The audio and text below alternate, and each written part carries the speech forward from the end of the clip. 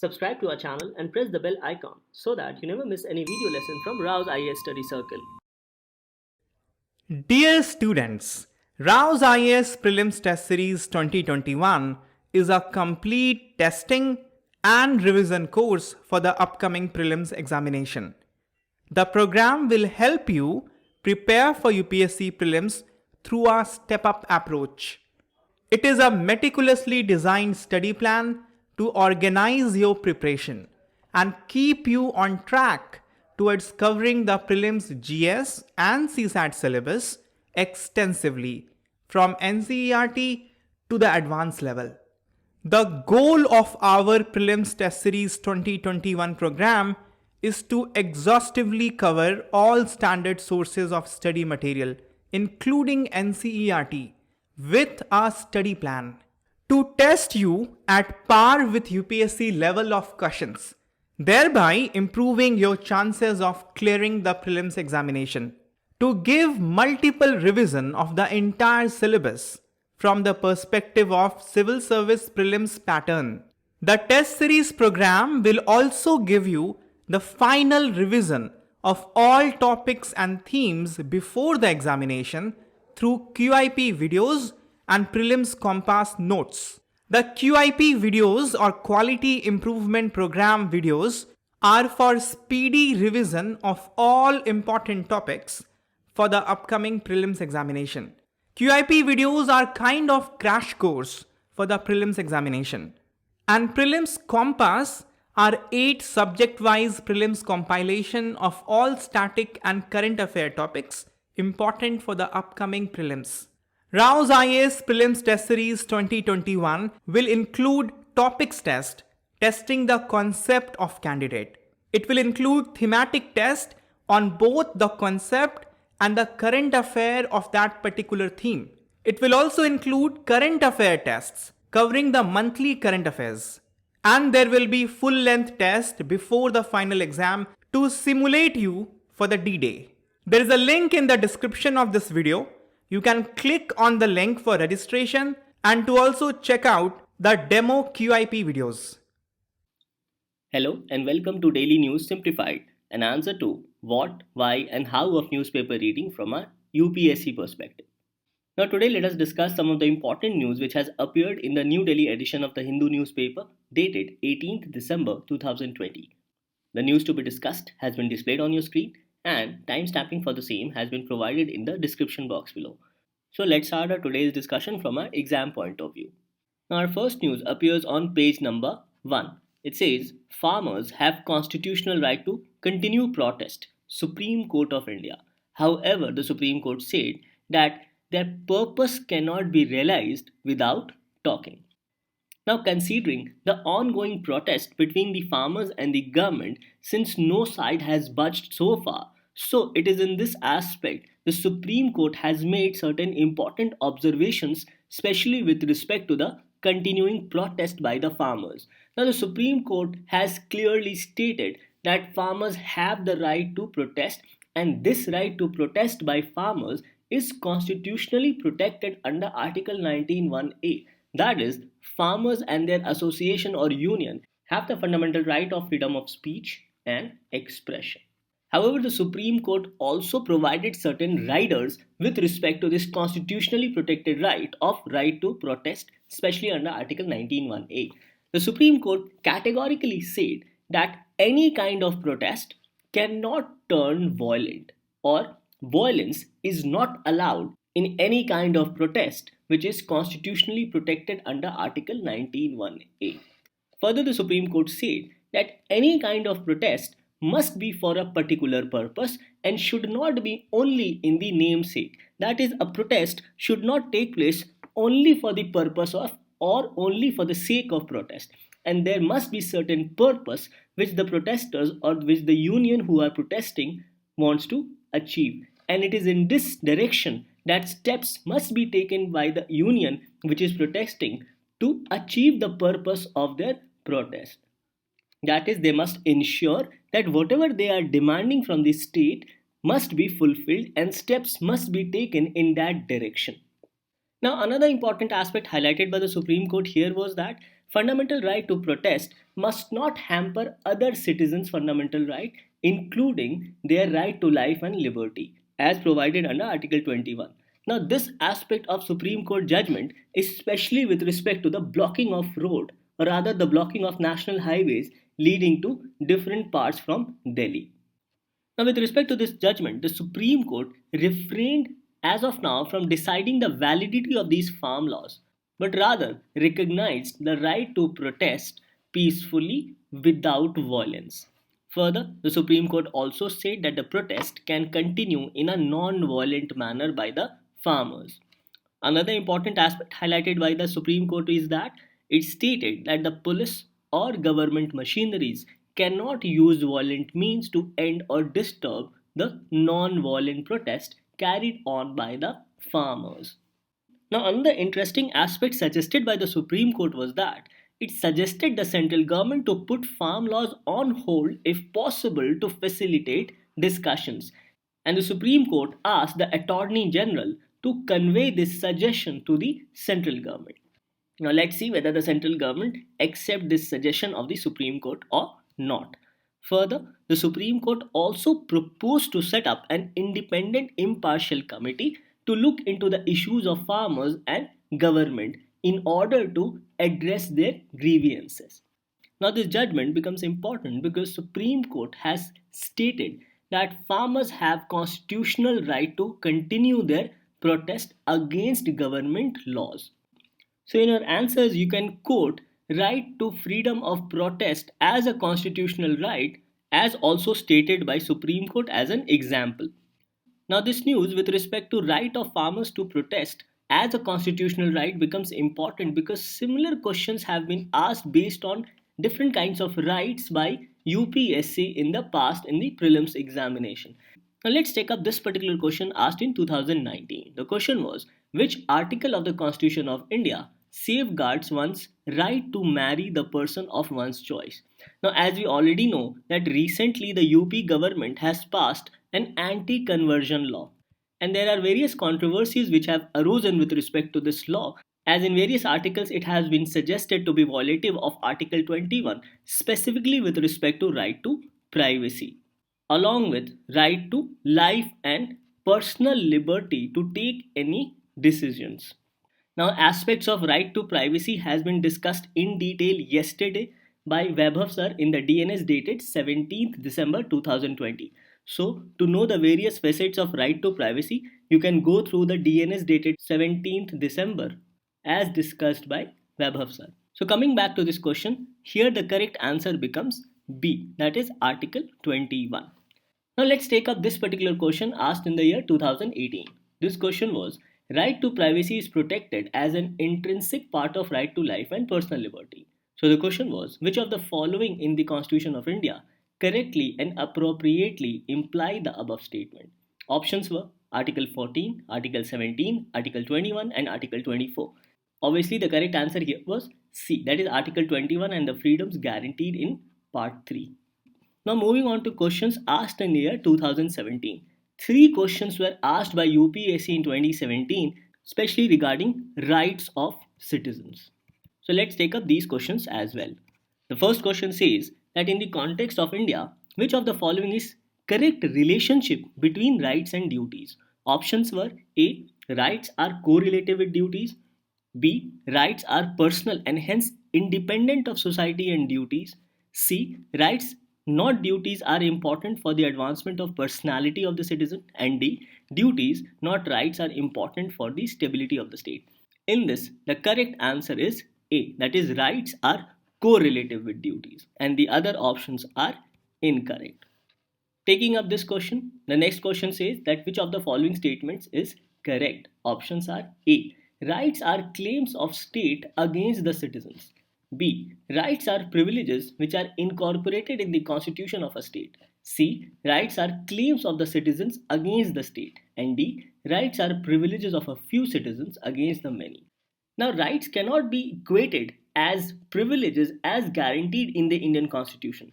Hence, option B and option D can be directly ruled out as rights are not privileges. Now, we are left with option A as well as option C. Suppose these are the rights provided under Part 3 of the Indian Constitution. Then, any of these rights cannot be unilaterally taken away by the state. And state also cannot impose unreasonable restrictions on any of the fundamental right as provided under Part 3 of the Indian Constitution. Hence, overall we can say that rights are claims of citizens against state and not the fact that rights are claims of a state against the citizens. If rights were the claims of states against citizens, then any of the rights provided under Part 3 could have been unilaterally altered by the state at its will. But this is not so and it is not possible. Hence, the correct answer here is C, that is, rights are claims of citizens against the state, and option A in this aspect becomes incorrect. Now, another very interesting question was asked regarding right to vote. It said that right to vote and to be elected in India is options were fundamental right, natural right, constitutional right, and legal right. Now, in this, the correct answer is C, that is constitutional right, as this aspect is clearly provided in Article 326 of the Indian Constitution, which mentions about elections to the House of the People and to the legislative assemblies of the state to be on the basis of adult suffrage. So we understand that these tricky questions based on rights have been asked previously by UPSC. So based on these different questions, this particular news becomes very important, especially from your prelims point of view. Hence, from your prelims perspective, this topic becomes important with respect to Indian polity and governance and constitution, along with rights issues, and in the mains gets covered under GS paper 2, especially with respect to important features of the Indian constitution. So with this discussion, let's move to the next news analysis. The next news to be discussed appears on page number 10. It says ISRO launches satellite for communications. CMS-01 rides aboard a PSLV from Sri Harikota.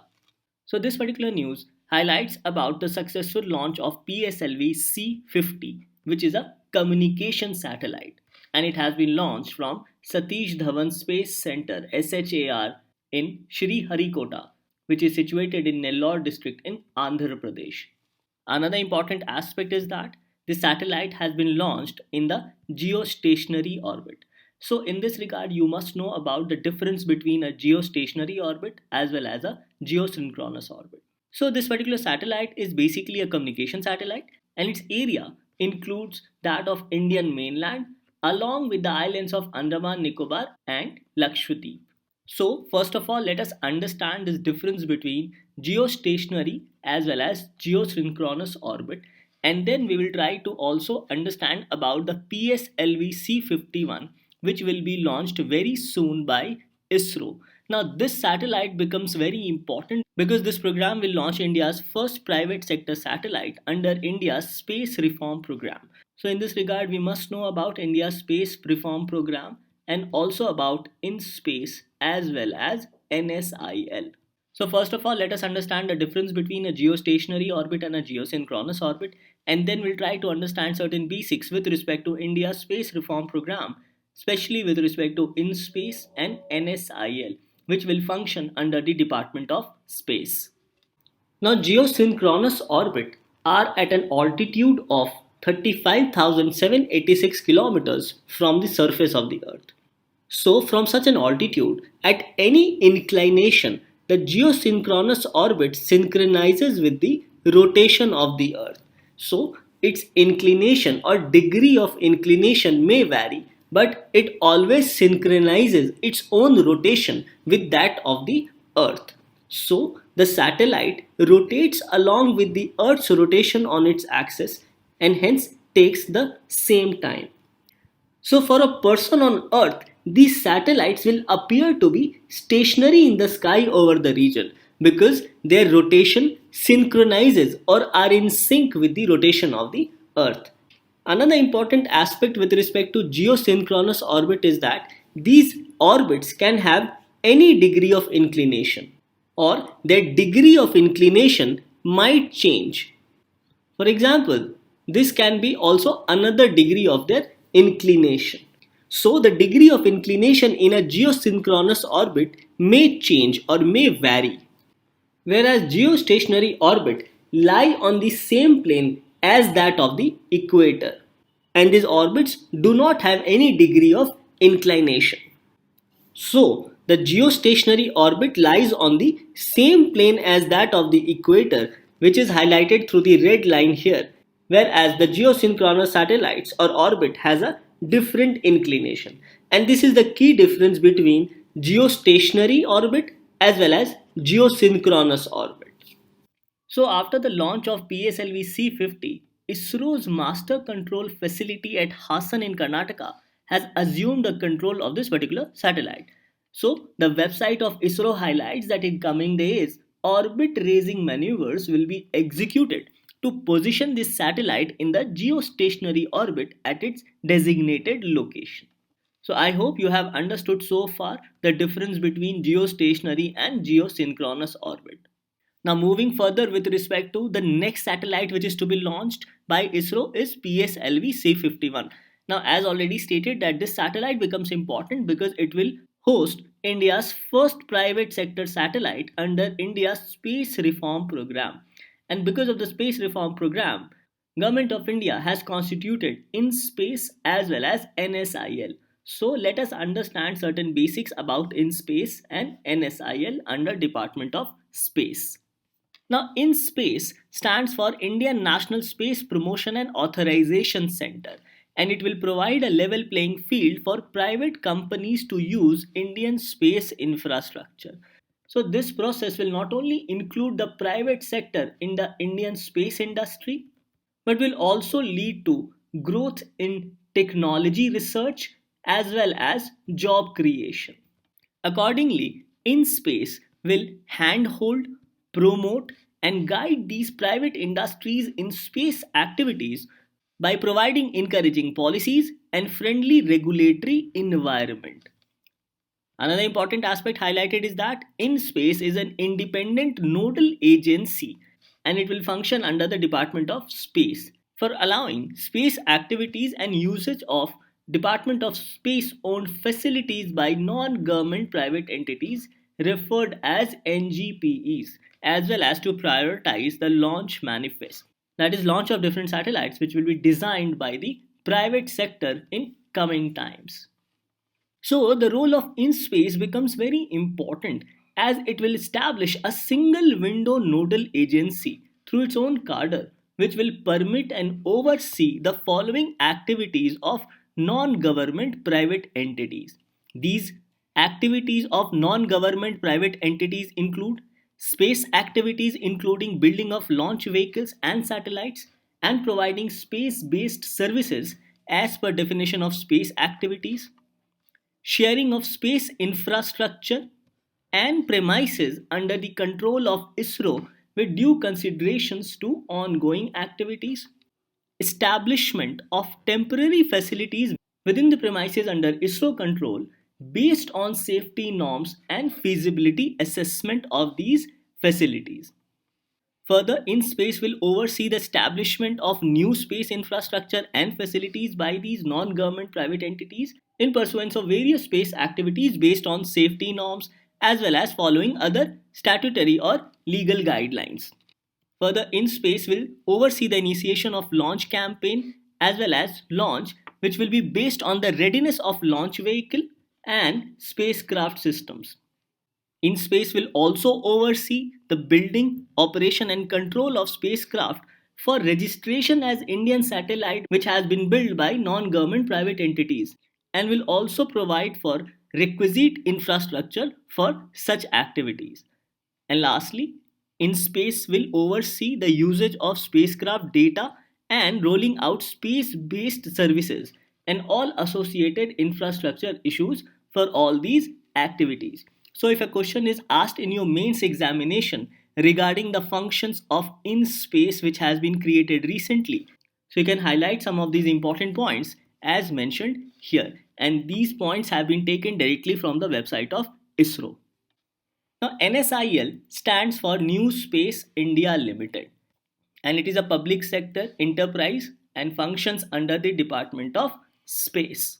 Now, NSIL is a wholly owned Government of India company and is the commercial arm of ISRO. And the vision and mission of NSIL includes providing space related services to global customers, spurring the growth of Indian space industry, enabling Indian industry to take up technologically challenging projects and to cater to market launches of satellites by private players in the Indian space industry.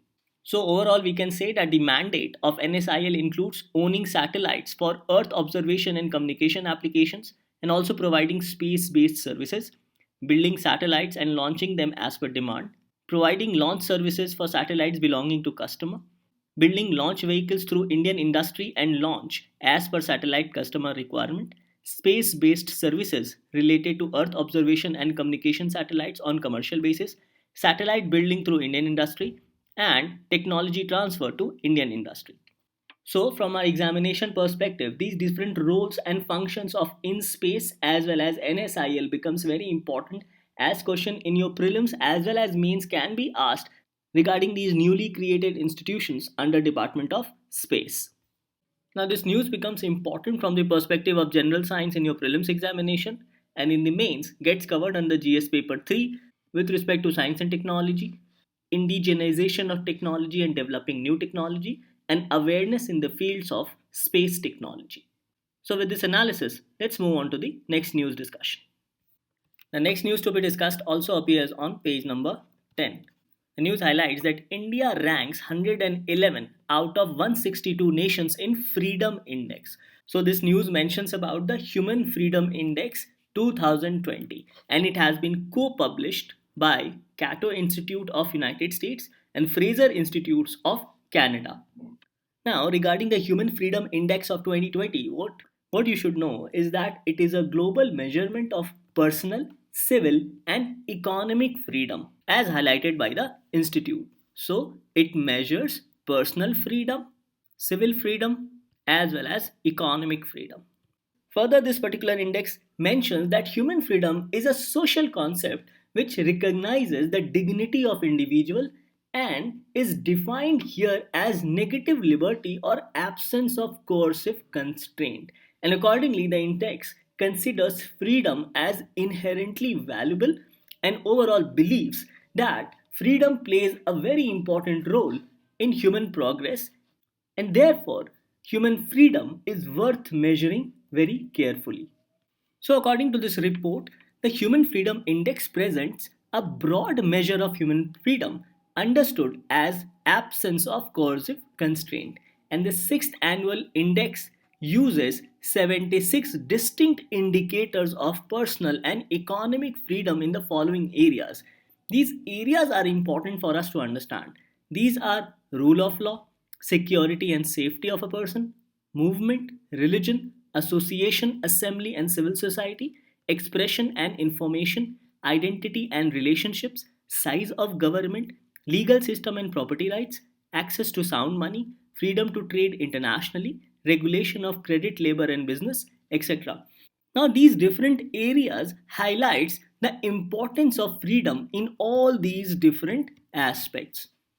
Now, this report highlights a very important aspect. It highlights that as per the data, there is an unequal distribution of freedom in the world.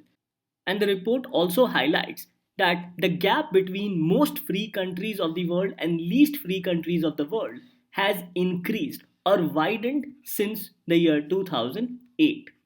So it is in this regard Human Freedom Index becomes important and also because of the fact that UPSC of late has started asking questions based on these different kind of index. For example, recently a question was asked based on rule of law index.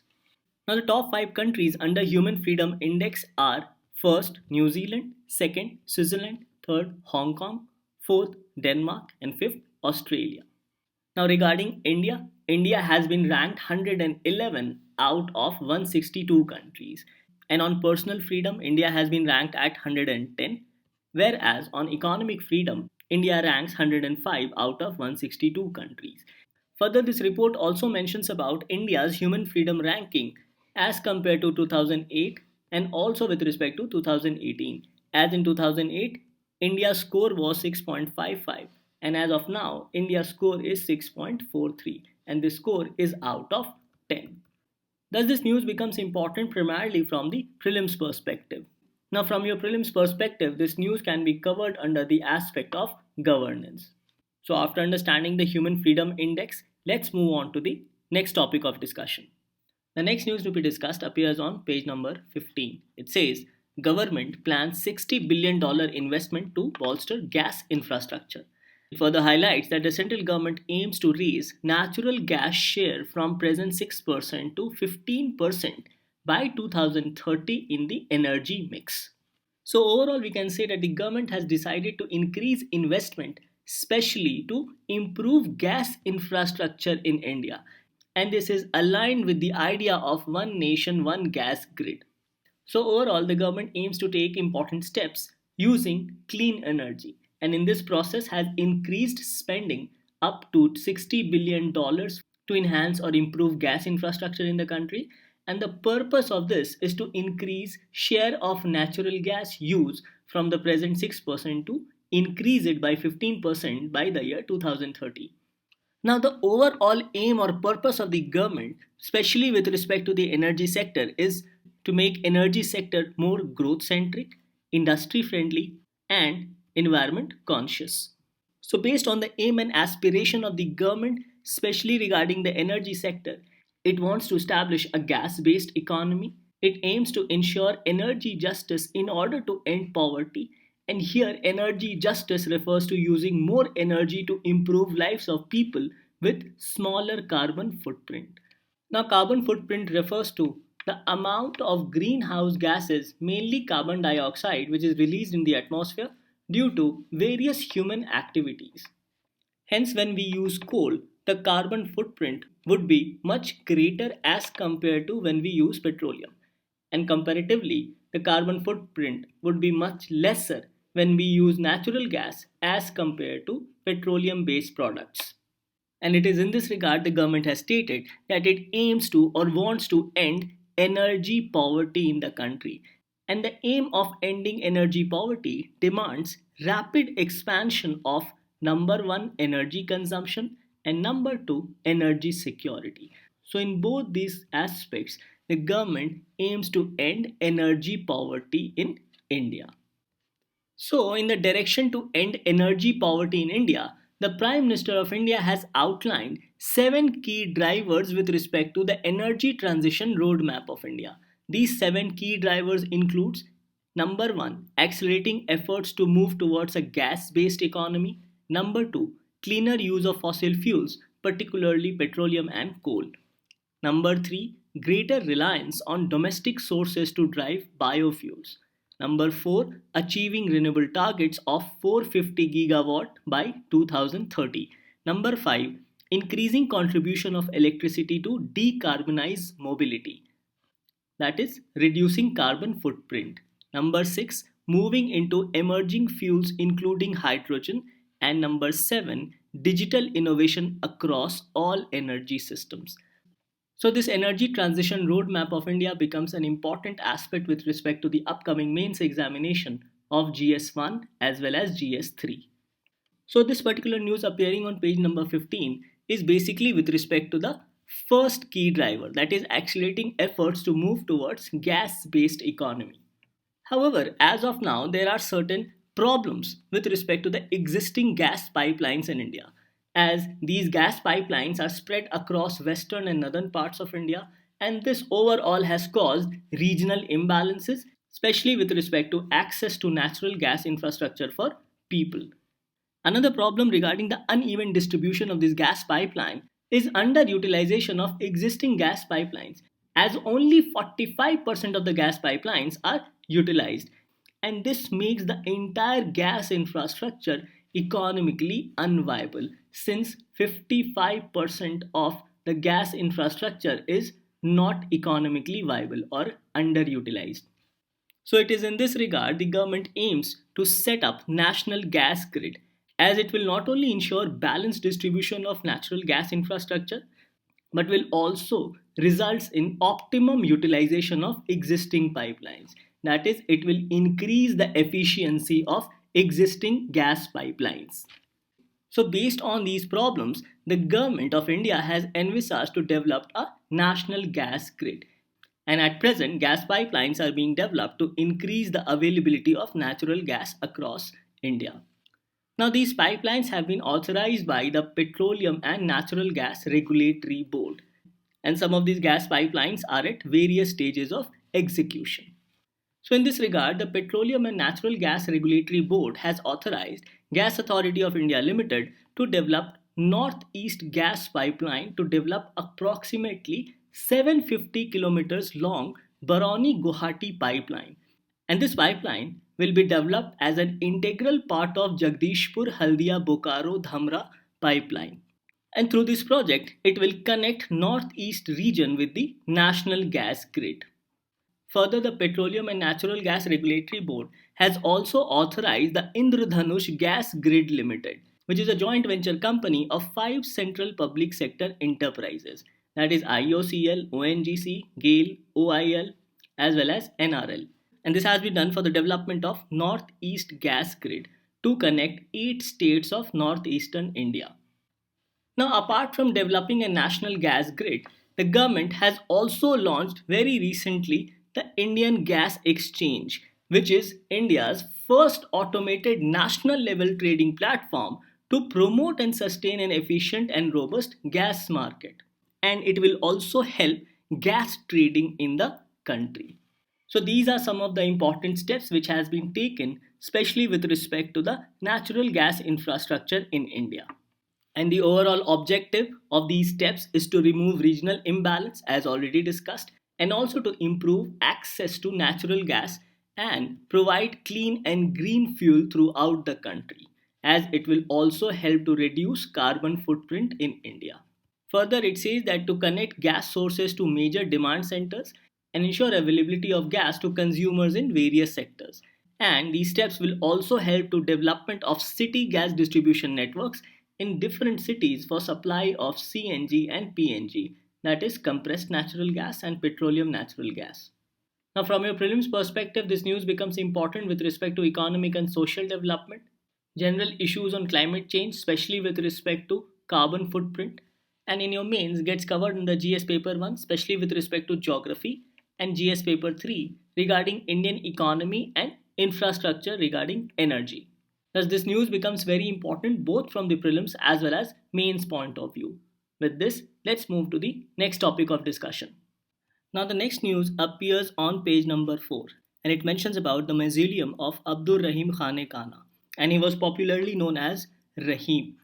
Now, regarding Abdur Rahim Khan-i-Khana, he is the son of Bairam Khan. He was one of the Navratna or nine jewels of Akbar's court. Akbar gave him the title of Mirza Khan. He was married to Mahabanu and was also known for charity works for poor people. Now, this particular information regarding Abdur Rahim Khan-i-Khana becomes important as a question by UPSC in the year 2019 was asked regarding one of the nine jewels of Akbar's court. The question was, with reference to Mia Tansen, which one of the following statements is not correct? Options were A. Tansen was the title given to him by Emperor Akbar. B. Tansen composed Dhrupats on Hindu gods and goddesses. C. Tansen composed songs on his patrons. And D. Tansen invented many rags. In this, the first option is incorrect, rest are correct, as Raja Vikramjit of Gwalior gave him the title of Tansen. Now, Tansen was a court musician in the darbar of Raja Ramchandra of Bandhavgarh in Rewa. So, when Akbar heard of his prodigious talent, he sent a farman to the king asking for Tansen and also made him one of the Navratnas in his court. So, based on the question asked by UPSC in 2019, you must know certain important aspects with respect to Abdur Rahim Khan-i-Khana. Now, these are the Navratna or nine jewels of Akbar's court. Abul Fazl ibn Mubarak, who was the prime minister of Akbar. Next, we have Raja Todarmal, the finance minister of Akbar. Abdul Rahim Khan-i-Khana was the defense minister of Akbar. Raja Birbal, foreign minister of Akbar. Mullah Do Pyaza, who was the home minister. Faizi was the education minister of Akbar and mentor to the sons of Akbar. Fakir Azauddin was the religious minister of Akbar. Tansen was the culture minister and singer of Akbar, and Raja Man Singh I was the chief of staff of Akbar's Mughal army. Now, another important information with respect to Abdur Rahim Khan-i-Khana was that when Akbar's son Jahangir took the throne, Abdur Rahim Khan-i-Khana also served in his court. Further, Abdul Rahim is also remembered for several accomplishments, including two books on astrology, translation of Babur's memoirs, that is Baburnama, and number of dohas. Further, his tomb is located in New Delhi, and he originally had built this tomb for his wife, that is Mahbano. So we must know not only about Abdur Rahim Khan-i-Khana but also with respect to the 9 gems of Akbar's court. Now this topic becomes important from the perspective of history and culture, and in your mains gets covered under GS paper 1. Now as we have seen in the past, in the prelims examination UPSC has asked question on the 9 jewels of Akbar. So we can expect in future some other questions maybe with respect to Abdur Rahim Khan-i-Khana. Now, based on our discussion, this becomes your practice question for the day. The question is, consider the following statements about Human Freedom Index Report 2020. First, it has been published by UNICEF. Second, it releases worldwide ranking of countries based on personal, civil and economic freedom of their citizens. Third, India's rank has improved considerably. The question is, which of the statements given above are correct? Options are A, 2 only, B, 1 and 3 only, C, 1 and 3 only, and D, 2 and 3 only. Now, coming to the answer of yesterday, the question was, which of the following options can be considered as instances of judicial activism? Options were, first, deliberation of Supreme Court on constitutionality of law. No, this is incorrect, as it cannot be said to be judicial activism. Second, ordering the parliament to make a law on matter relating to public importance. Yes, this is correct. And third, giving directions to the CBI to initiate investigations against politicians in corruption cases. Yes, this is also correct. So here the question was, select the correct answer using the code given below. So the correct answer is C, that is 2 and 3 only. So with this we come to an end to today's discussion. Thank you.